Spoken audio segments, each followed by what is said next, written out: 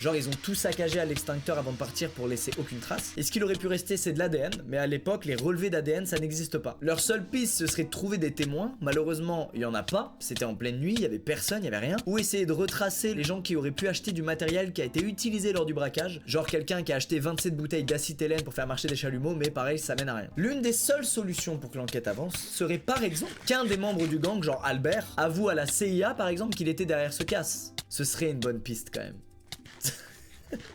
Il l'a fait les gars. Après le braquage, Albert il s'est cassé aux États-Unis pour vivre la belle vie. Petit problème, même s'il a un peu d'argent désormais, Albert est en manque de reconnaissance. Oh pauvre bébé Cadom. Il veut que les gens sachent que c'est lui, le petit génie, qui a planifié cet incroyable braquage. Et il se dit que la CIA serait sûrement intéressée par des gens comme lui qui ont des compétences pareilles. Alors il va les voir, il se présente sous le pseudonyme Bert et il dit que c'est lui, le cerveau, derrière cette opération. Albert, trou du cul. Ton pseudo c'est les 4 dernières lettres de ton prénom. Albert. Pas après tout ça. La CIA ne donne pas suite à la demande de recrutement d'Albert. En revanche, elle prévient via Interpol les policiers français. Mais énorme coup de chat pour Albert. En France, l'info est pas du tout prise au sérieux et on pense que c'est juste un mec qui essaie de faire genre qu'il était dans le coup pour attirer l'attention. Et en vrai, on les comprend, c'est tellement con comme move de la part d'un des vrais gars qui se trouve derrière le casque que c'est dur d'y croire. Au même moment, en France, les enquêteurs finalement arrivent à retrouver certains des complices. C'est aussi un coup dur pour Albert parce que les mecs qui se font coincer le balancent direct pour essayer d'alléger leur peine. Mais encore une fois, je sais pas pourquoi Albert il a le cul bordé de bouille, les flics ne croient pas les complices. Mais son nom arrête pas de ressortir encore et encore et encore de tous les complices qui sont en garde à vue. Et donc la police finit par se dire, bon,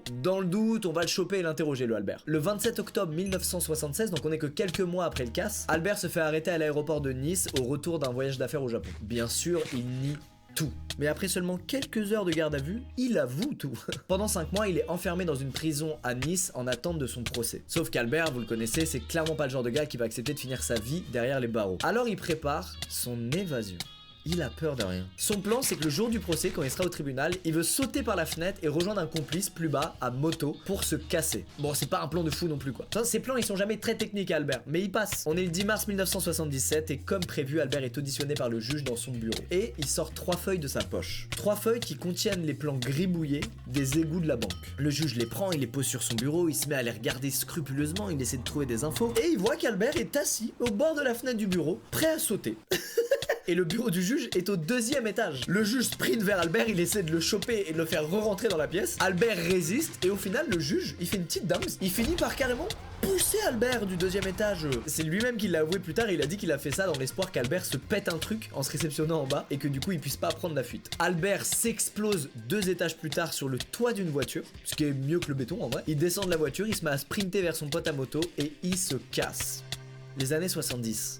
Faudrait qu'on en parle un jour, mais Albert disparaît des radars pendant 2 ans. En octobre 79, il est jugé malgré son absence et il prend la prison à vie. Mais lui, il s'en fout. Pourquoi? Parce qu'il est loin. Il est en Amérique du Sud. Ça me fait penser à un mec, ça. Qu'est-ce qu'ils ont tous à finir en Amérique du Sud? John, c'est toi qui as lancé ça. Là-bas, Albert a fait de la chirurgie esthétique pour changer de visage et il vit sous une nouvelle identité, celle de Romain Clément. Le pire dans tout ça, c'est que des fois, il revient en Europe, genre pour voir sa mère en France, et à chaque fois, il se fait pas cramer. Alors on se dit que c'est un boss de la discrétion et que forcément, c'est dur d'attraper un fantôme, mais les gars, souvenez-vous, on se parle d'un mec qui s'est auto-balancé à la CIA, enfin il est quand même sacrément con. Albert est ruiné, il a déjà cramé dans sa cavale l'argent qu'il a obtenu grâce au casse, et oui souvenez-vous il a pris une méga douille des bandits marseillais, ils lui ont jamais envoyé le reste de sa part. Et donc maintenant il essaie de faire des sous en accordant des interviews, où il essaie d'être rémunéré très cher. Il sort un livre aussi qui parle du casse, bref petit à petit à force de raconter son histoire à des journalistes et à des médias pour gagner de l'argent, bah en fait il devient un criminel légendaire. Il devient de plus en plus excentrique et même il se met à narguer les flics pour buzzer. Il a par exemple envoyé des cartes postales de lui déguisé en Père Noël pour souhaiter un joyeux Noël aux policiers. Et dans ses lettres à chaque fois il signe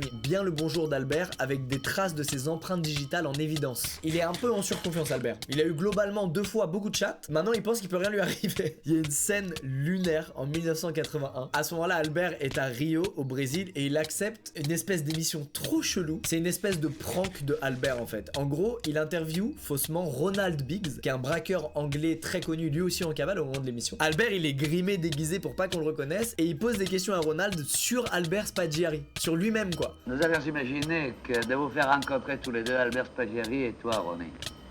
Il n'a pas pu venir. L'échange est lunaire, surtout que ça marche pas du tout la blague de Albert, puisque Ronald il le connaît pas. Et surtout, on parle d'une émission dans laquelle il y a les deux plus gros criminels recherchés par Interpol à l'instant présent quoi. Alors comment tout ça finit? Malgré toutes ses interventions dans les médias, malgré sa discrétion pour le moins discutable, Albert ne se fera jamais attraper par la police. C'est sa santé qui aura raison de lui. À 57 ans, il décède d'un cancer après 12 ans d'une cavale plus que réussie. Sur son lit de mort, il prend le temps d'écrire une lettre d'adieu, dans laquelle il dit que c'est la fin de sa cavale, qu'il est enfin libre. Et cette fois, il signe en clin d'œil, non pas bien le bonjour d'Albert, mais bien l'adieu d'Albert.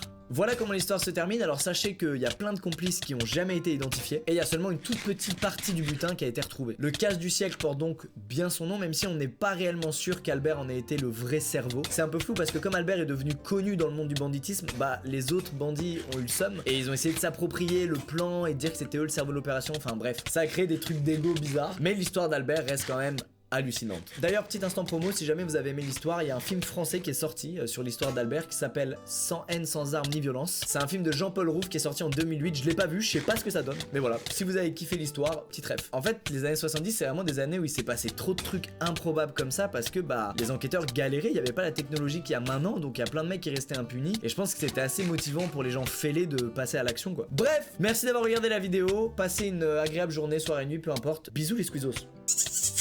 Je me suis auto-dégoûté avec ce bisou.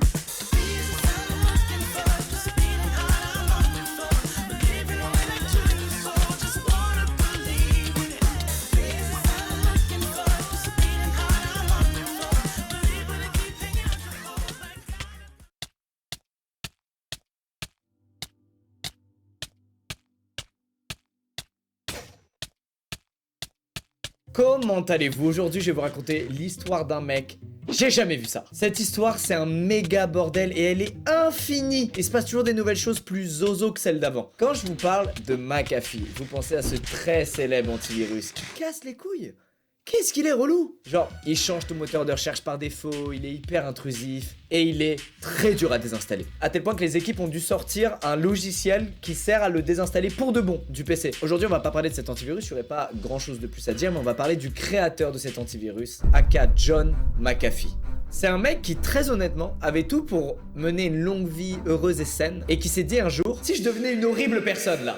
Comment l'inventeur d'un des tout premiers antivirus du marché en est venu à fuir la justice, à partir en cavale pour des suspicions de meurtre, à être accusé d'avoir créé des drogues de synthèse, le tout dans un calme grandiloquent. Cette histoire, c'est celle de John McAfee, et franchement, j'ai rarement vu ça dans les histoires qu'on raconte.